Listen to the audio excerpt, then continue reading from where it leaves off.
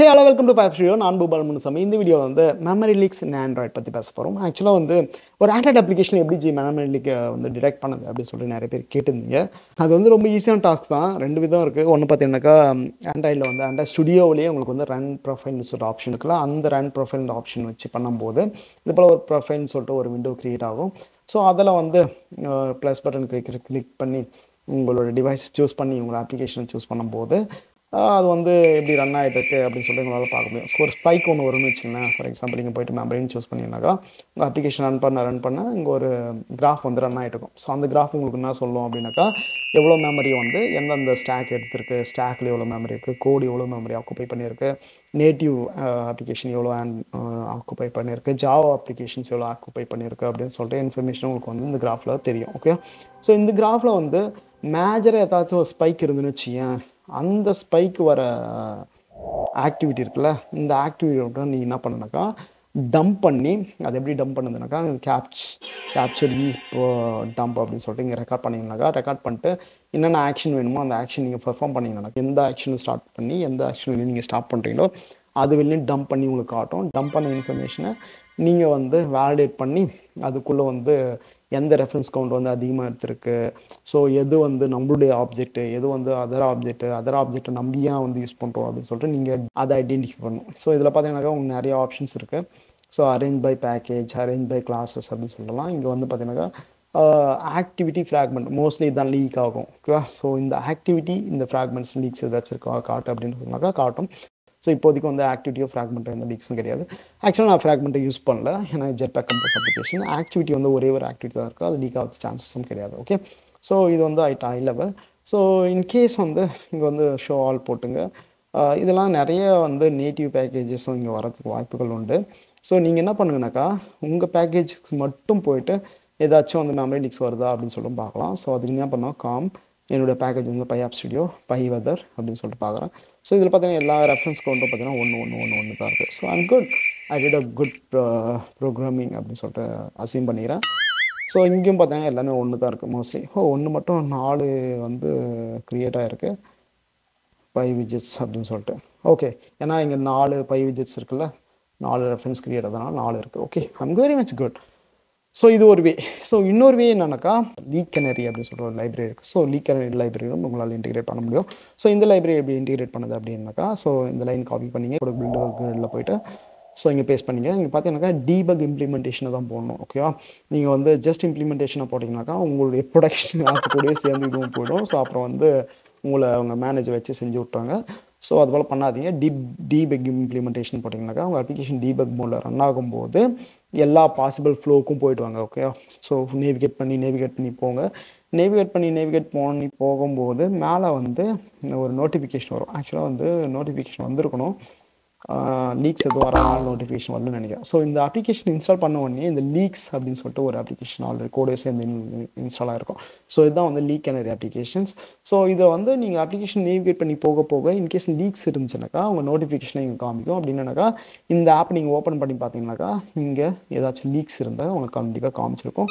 இங்கே ஈப் அப்படின்னு சொல்லிட்டு ஈப் டம்ப்னு சொல்லிட்டு இது ஒரு டேப் இருக்குல்ல, ஸோ இதை கிளிக் பண்ணிவிட்டு டம்ப் ஹீப் நவ் அப்படின்னு சொல்லிட்டு நீங்கள் கரண்ட்டாக இது வெளியே ரன் பண்ண அப்ளிகேஷன்ஸ் இப்போ ரன் பண்ண அந்த ஃப்ளோஸோட மெமரிஸ் ஃபுட் பிரிண்ட் இருக்குல்ல, அந்த பிரிண்ட்டை டம்ப் பண்ணி அதில் ஏதாச்சும் லீக் இருக்கா அப்படின்னு சொல்லிட்டு நீங்கள் மேனுவலாகவும் அனலைஸ் பண்ண முடியும். ஓகே, ஸோ இது போல் 2 வேஸ் இருக்குது. இந்த 2 வே மூலமாக உங்களால் என்ன பண்ணணும், லீக்ஸ் உங்கள் அப்ளிகேஷன் இருக்கா இல்லையான்னு சொல்லிட்டு அனலைஸ் பண்ண முடியும். Okay, so coming back to good practices. So leaks பற்றி பேசணும் அப்படின்னாக்கா we can talk more, but at high level என்னுடைய ரெக்கமெண்டேஷன்னாக்கா இந்த ஆக்டிவிட்டி ஃப்ராக்மெண்ட்ஸை தூக்கிட்டு போய்ட்டு இந்த சிங்கிள்டன் ஒரு ஆப்ஜெக்ட் க்ரியேட் பண்ணி வச்சுருப்போம். மோஸ்ட்லி எதுக்காக பார்க்கணாக்கா நம்ம கான்டெக்ஸ்ட் பேஸ் பண்ணி சில வேல்யூஸ் பண்ணுவோம். For example database read பண்ணதாக இருக்கட்டும், ஃபைல்ஸ் ஓப்பன் பண்ணதாக இருக்கட்டும், இதுக்கெல்லாம் கான்டெக்ஸ்ட் வேணும். ஸோ இந்த கான்டெக்ஸ்ட் வந்து நம்ம எங்கேருந்து எடுக்குது அப்படின்னு சொல்லிட்டு நம்ம டீப்பாக திங்க் பண்ணும்போது நம்மளுக்கு ஒரு ஐடியா என்னக்கா, மெயின் ஆக்டிவிட்டி இருக்குல்ல அது தூக்கி போய் நாங்கள் போட்டுரு அப்படின்னு சொல்லிட்டு போட்டுருவோம். நம்ம மல்டிபிள் ஆக்டிவிட்டி பேஸ்ட் அப்ளிகேஷனாக இருக்கும்போது மெயின் ஆக்டிவிட்டி வந்து எப்போது நம்ம வந்து ரிலீவ் ஆகிட்டு டேஷ்போர்டு அதுக்கப்புறம் ப்ரொஃபைல் அப்படின்னு சொல்லி போயிட்டுருக்கோம். ஆனால் மெயின் ஆக்டிவோட ரெஃபரன்ஸ் தூக்கிட்டு போயிட்டு அங்கே சிங்கிள்டன் வச்சோன்னு என்ன ஆகும்னாக்கா அந்த ரெஃபரன்ஸ் இது ஹோல்ட் பண்ணியிருக்கோம். அதனால் வந்து இது டீஅலோகேட் ஆகாது. ஸோ அதனால் வந்து மெமரி லீக்ஸ் ஏற்பட வாய்ப்புகள் உண்டு. ஓகேவா? வந்து இந்த கான்டெக்ஸ்ட்டை பாஸ் பண்ணி சிங்கிள்டன் வைக்கிறது வந்து அவாய்ட் பண்ணுங்கள். இன்கேஸ் வேணும் அப்படின்னாக்கா நீங்கள் என்ன பண்ணீங்கன்னாக்கா கரண்ட் கான்டெக்ஸ்ட் எதுவோ அது மேலே நீங்கள் ஆப்ரேஷன் பண்ணணும். அப்படி இல்லைப்பா எனக்கு ஏதாச்சும் ஒரு ஆப்ஜெக்ட் அங்கே வச்சு தான் ஆகணும் அப்படின்னாக்கா வீக் ரெஃபரன்சஸ்ன்னு சொல்லிட்டு ஒரு ஆப்ஷன் இருக்குது. வீக்ஸ் ரெஃபரன்சஸ்ன்னு சொல்லிட்டு அந்த பர்டிகுலர் கான்டெக்ட் வந்து வீக் ரெஃபரன்ஸ் கிரியேட் பண்ணது மூலமாக பர்டிகுலர் ஆக்டிவிட்டி வந்து எனக்கு எந்த வேலையும் இல்லை, எனக்கு ரெஃபரன்ஸ் எதுவுமே கிடையாது, ஸ்ட்ராங் ரெஃபரன்ஸ் இல்லை, நான் வந்து டீஅலோகேட் ஆகணும் அப்படின்னு சொல்லிட்டு ட்ரை பண்ணும்போது இந்த வீக் ரெஃபரன்ஸ் வந்து அதை டிஸ்டர்ப் பண்ணாது. ஓகே, ஸோ அதனால் வீக் ரெஃபரன்ஸ் யூஸ் பண்ணுங்கள். ரெண்டாவது வந்து ஃப்ராக்மெண்ட்ஸ், அதே தான் ஃப்ராக்மெண்ட்டும் அதே விதமான கான்செப்ட் தான். ஸோ அதையும் யூஸ் பண்ணாதீங்க. அது போல் அப்புறம் வந்து இன்னொன்று பார்த்தீங்கன்னா கால் பேக்ஸ் இருக்குது, அப்புறம் லிசனர்ஸ் இருக்குது. சில லிசனர்ஸ் எல்லாம் நம்ம என்ன பண்ணுவோம்னாக்கா மெயின் ஆக்டிவிட்டியில் ஆன் பண்ணி விட்டுருவோம், அதை வந்து நல் பண்ண மாட்டோம். ஓகேவா? ஸோ லிசனர்ஸ் வந்து எப்பவுமே அந்த ப்ராட்காஸ்ட் லிசனர் ஆகட்டும், சில கால் பேக் லிசனர்ஸ் எல்லாம் இருக்கும். ஸோ அதெல்லாம் நம்ம எழுதிட்டு நம்ம என்ன பண்ணுவோம், ஆப்ரேஷன்லாம் முடிச்சுட்டு கம்முன்னு போய்டும். ஆனால் நீங்கள் என்ன பண்ணணுனாக்கா அந்த ஆன் டிஸ்ட்ராயில் போய்ட்டு ஏதாச்சும் லிசனர் இருந்தாக்கா அதை நல் பண்ணணும். அதில் ப்ராட்காஸ்ட் லிசனில் ஏதாச்சும் லிசன் பண்ணி தான் அதை டீரிஜிஸ்டர் பண்ணணும். ஸோ எல்லாமே அதை அந்த ஆப்ரேஷன்லாம் பண்ணணும். ஸோ அது மூலமாக வந்து லிசனர் வந்து உங்கள் ஆக்டிவிட்டியை வந்து ஹோல்ட் பண்ணி வைக்காது. ஓகே, ஸோ அது ஒரு முக்கியமான விஷயம்.